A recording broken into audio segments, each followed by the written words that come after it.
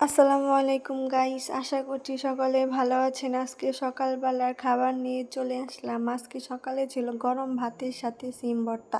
এই সিম ভর্তাটা আমার অনেক ভালো লাগে, ঝাল ঝাল গরম গরম ভাতের সাথে খেতে সেই স্বাদ। আমার এই সিম ভর্তাটা অনেক পছন্দ, আমাদের বাসার সকলেই এই ভর্তাটা অনেক পছন্দ করে। এরপর খেয়ে নিলাম সবুজ সবুজ দাঁড়া শাকের সাথে গরম ভাত। এই দাঁড়া শাকটা আমার অনেক ভালো লাগে, আর এটা একটা স্বাস্থ্যকর খাবার। এই খাবারটা আমার অনেক পছন্দ।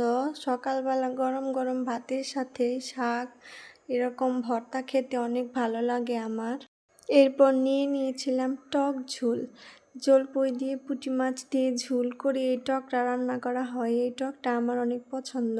টক জাতীয় সকল খাবার আমার অনেক পছন্দ। গরম ভাতের সাথে জলপুই দিয়ে এরকম মাছ দিয়ে মাখিয়ে খেতে আমার অনেক ভালো লাগে গাইস। আপনারাও এরকম ট্রাই করতে পারেন, আর আমার পেজটা নতুন, সবাই সাপোর্ট করে দিবেন।